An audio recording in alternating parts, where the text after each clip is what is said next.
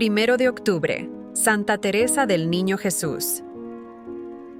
El entusiasmo y la extensión del culto a Santa Teresita del Niño Jesús, joven carmelita que no se distinguió exteriormente de tantas otras de sus hermanas, es uno de los fenómenos más impresionantes y significativos de la vida religiosa de nuestros días. La santa murió en 1897 y poco después era ya conocida en todo el mundo. Su caminito de sencillez y perfección en las cosas pequeñas y en los detalles de la vida diaria se ha convertido en el ideal de innumerables cristianos. Su biografía, escrita por orden de sus superiores, es un libro famoso, y los milagros y gracias que se atribuyen a su intercesión son incontables. La comparación entre las dos Teresas es inevitable, ya que ambas fueron carmelitas, ambas fueron santas, y ambas nos dejaron una larga autobiografía en la que se reflejan tanto las divergencias espirituales y temperamentales como los rasgos comunes. Los padres de la futura santa eran Luis Martín, un relojero de Alençon, hijo de un oficial del ejército de Napoleón, y a Celia María Guerin, costurera de la misma ciudad, cuyo padre había sido gendarme en Saint-Denis. María Francisca Teresa nació el 2 de enero de 1873. Tuvo una infancia feliz y ordinaria, llena de buenos ejemplos. Mis recuerdos más antiguos son de sonrisas y caricias de ternura, confiesa ella misma. Teresita era viva e impresionable, pero no particularmente precoz ni devota. En cierta ocasión en que su hermana mayor, Leonía, ofreció una muñeca y algunos juguetes a Celina y Teresita, Celina escogió una peluca de seda. En cambio, Teresita dijo codiciosamente: «Yo quiero todo». Ese incidente resume toda mi vida. Más tarde, exclamaba: «Dios mío, yo lo quiero todo. No quiero ser santa a medias». En 1877 murió la madre de Teresita. El señor Martin vendió entonces su relojería de Alençon y se fue a vivir a Lisieux, Calvados, donde sus hijas podían estar bajo el cuidado de su tía, la señora Guerin, que era una mujer excelente. El señor Martin tenía predilección por Teresita. Sin embargo, la que dirigía la casa era María, y la mayor, Paulina, se encargaba de la educación religiosa de sus hermanas. Paulina solía leer en voz alta a toda la familia en las largas veladas de invierno.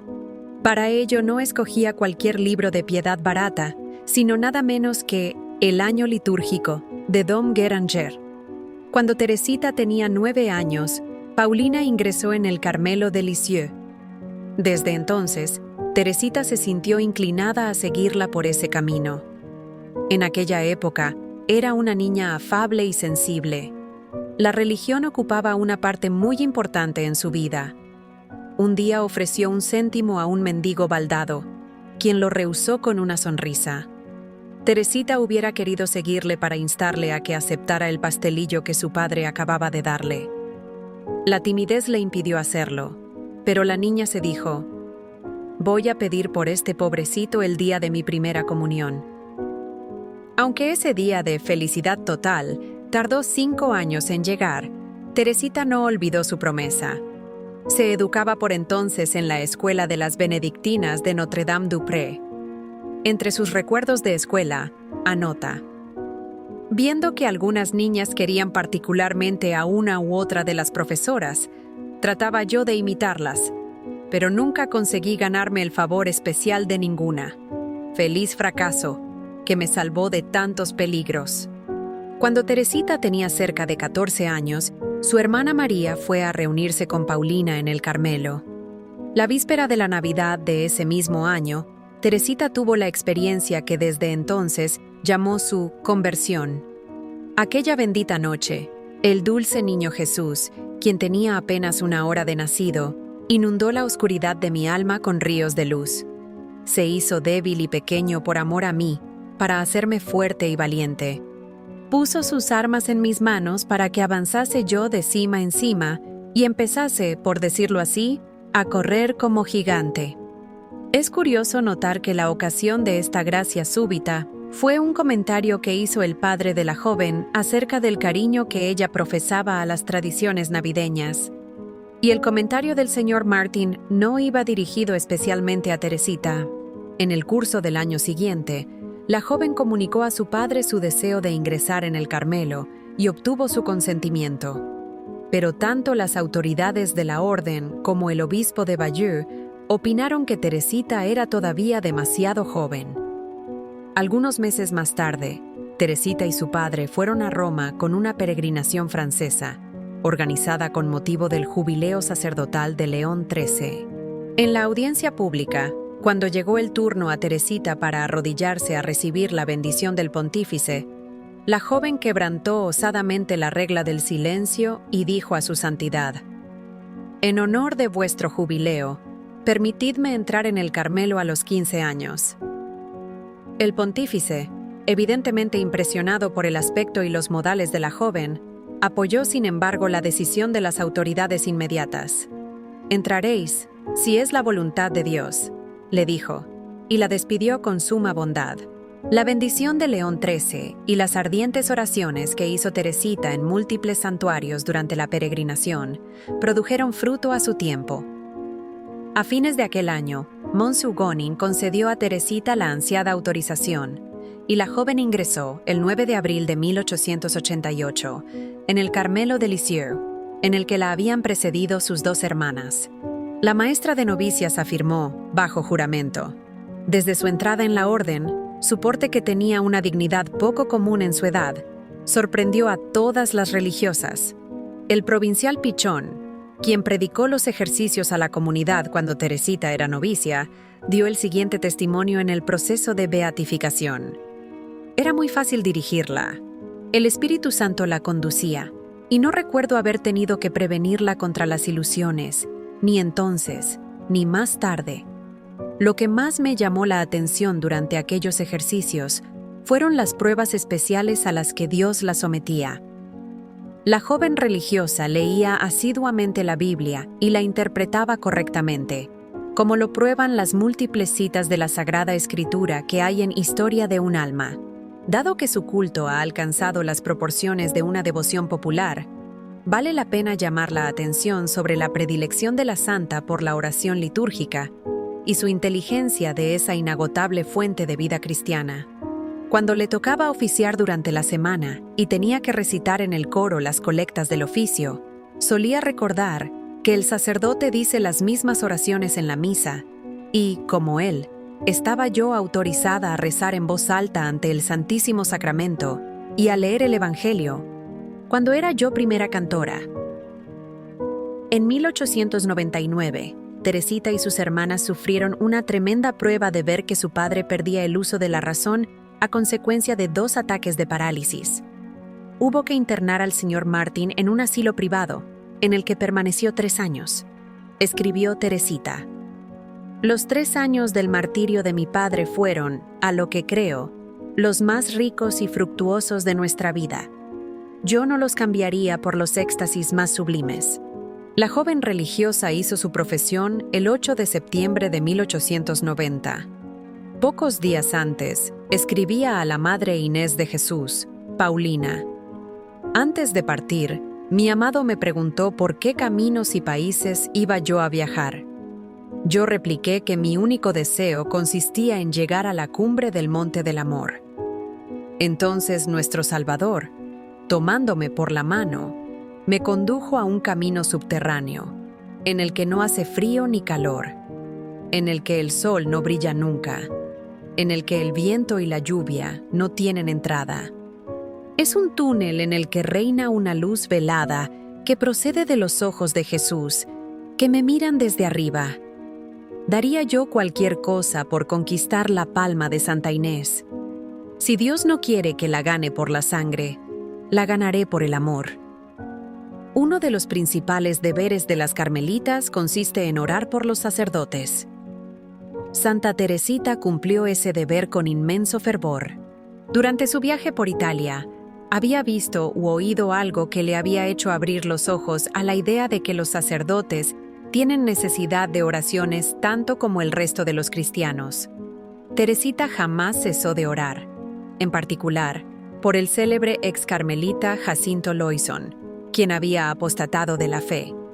Aunque era de constitución delicada, la santa religiosa se sometió desde el primer momento a todas las austeridades de la regla, excepto al ayuno, pues sus superioras se lo impidieron.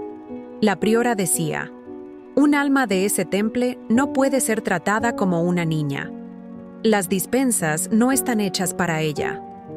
Sin embargo, Teresita confesaba: «Durante el postulantado, me costó muchísimo ejecutar ciertas penitencias exteriores ordinarias, pero no cedí a esa repugnancia porque me parecía que la imagen de mi Señor crucificado me miraba con ojos que imploraban tales sacrificios».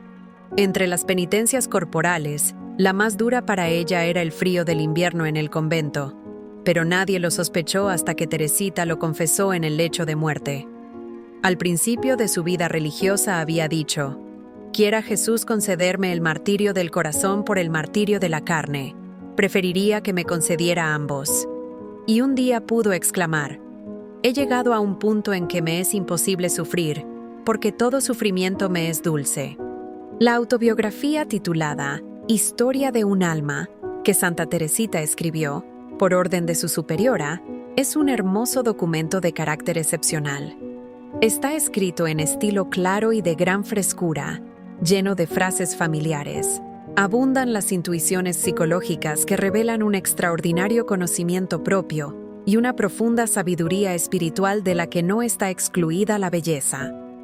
Cuando Teresita define su oración, nos revela más acerca de sí misma que si hubiese escrito muchas páginas de análisis propiamente dicho. Para mí, orar consiste en elevar el corazón, en levantar los ojos al cielo, en manifestar mi gratitud y mi amor lo mismo en el gozo que en la prueba. En una palabra, la oración es algo noble y sobrenatural, que ensancha mi alma y la une con Dios. Confieso que me falta valor para buscar hermosas oraciones en los libros, excepto en el oficio divino, que es para mí una fuente de gozo espiritual, a pesar de mi indignidad. Procedo como una niña que no sabe leer. Me limito a exponer todos mis deseos al Señor, y Él me entiende. La penetración psicológica de la autobiografía es muy aguda. Me porto como un soldado valiente en todas las ocasiones en las que el enemigo me provoca a la lucha. Sabiendo que el duelo es un acto de cobardía, vuelvo las espaldas al enemigo sin dignarme ni siquiera mirarle. Me refugio apresuradamente en mi Salvador y le manifiesto que estoy pronta a derramar mi sangre para dar testimonio de mi fe en el cielo.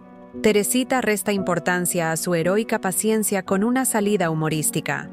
Durante la meditación en el coro, una de las hermanas solía agitar el rosario, cosa que irritaba sobremanera a la joven religiosa. Finalmente, en vez de tratar de no oír nada, lo cual era imposible, decidí escuchar como si fuese la más deliciosa música. Naturalmente, mi oración no era precisamente de quietud, pero cuando menos tenía yo una música que ofrecer al Señor. El último capítulo de la autobiografía constituye un verdadero himno al amor divino que concluye así: «Te ruego que poses tus divinos ojos sobre un gran número de almas pequeñas. Te suplico que escojas entre ellas una legión de víctimas insignificantes de tu amor». Teresita se contaba a sí misma entre las almas pequeñas.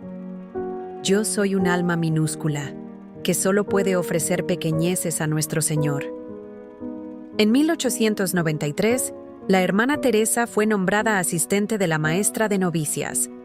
Prácticamente era ella la maestra de novicias, aunque no tenía el título. Acerca de sus experiencias de aquella época, escribe: «De lejos parece muy fácil hacer el bien a las almas, lograr que amen más a Dios y moldearlas según las ideas e ideales propios. Pero cuando se ven las cosas más de cerca, llega uno a comprender que hacer el bien sin la ayuda de Dios es tan imposible como hacer que el sol brille a medianoche. Lo que más me cuesta es tener que observar hasta las menores faltas e imperfecciones para combatirlas despiadadamente». La santa tenía entonces 20 años. Su padre murió en 1894. Poco después, Celina, quien hasta entonces se había encargado de cuidarle, siguió a sus 3 hermanas en el Carmelo de Lisieux. 18 meses más tarde, en la noche del jueves al Viernes Santos, Santa Teresita sufrió una hemorragia bucal, y el gorgoteo de la sangre que le subía por la garganta lo oyó como un murmullo lejano que anunciaba la llegada del esposo. Por entonces se sintió inclinada a responder al llamado de las carmelitas de Hanoi, en la Indochina, quienes querían que partiese a dicha misión. Pero su enfermedad fue empeorando cada vez más, y los últimos 18 meses de su vida fueron un período de sufrimiento corporal y de pruebas espirituales. Dios le concedió entonces una especie de don de profecía, y Teresita hizo la triple confesión que ha estremecido al mundo entero. Nunca he dado a Dios más que amor, y Él me va a pagar con amor. Después de mi muerte derramaré una lluvia de rosas. Quiero pasar mi cielo haciendo bien a la tierra. Mi caminito es un camino de infancia espiritual, un camino de confianza y entrega absoluta.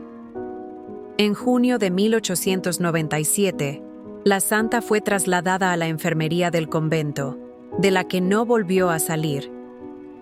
A partir del 16 de agosto, ya no pudo recibir la comunión, pues sufría de una náusea casi constante. El 30 de septiembre, la hermana Teresa de Lisieux murió con una palabra de amor en los labios. El culto de la joven religiosa empezó a crecer con rapidez y unanimidad impresionantes. Por otra parte, los múltiples milagros obrados por su intercesión atrajeron sobre Teresita las miradas de todo el mundo católico. La Santa Sede, siempre atenta al clamor unánime de toda la Iglesia visible, suprimió en este caso el periodo de 50 años que se requiere ordinariamente para introducir una causa de canonización. Pío XI beatificó a Teresita en 1923 y la canonizó en 1925 y extendió su fiesta a toda la Iglesia de Occidente. En 1927, Santa Teresa del Niño Jesús fue nombrada, junto con San Francisco Javier, patrona de todas las misiones extranjeras y de todas las obras católicas en Rusia. No solo los católicos, sino también muchos no católicos que habían leído la autobiografía y se habían asomado al misterio de la vida oculta de Teresita, acogieron con inmenso gozo esas decisiones de la Santa Sede. La joven santa era delgada, rubia, de ojos azul gris. Tenía las cejas ligeramente arqueadas, su boca era pequeña y sus facciones delicadas y regulares. Las fotografías originales reflejan algo del ser de Teresita.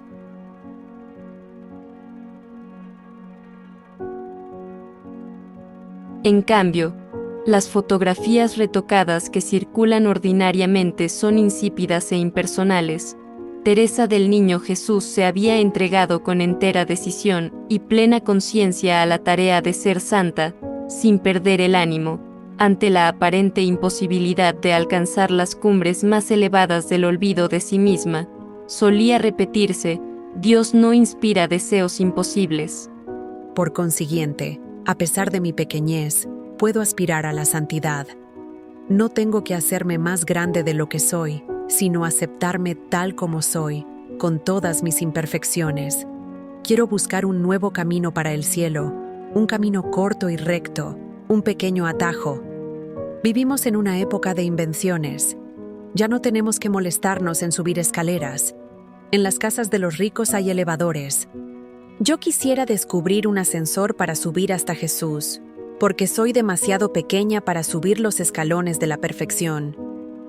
Así pues, me puse a buscar en la Sagrada Escritura algún indicio de que existía el ascensor que yo necesitaba, y encontré estas palabras en boca de la eterna sabiduría: que los que son pequeños vengan a mí.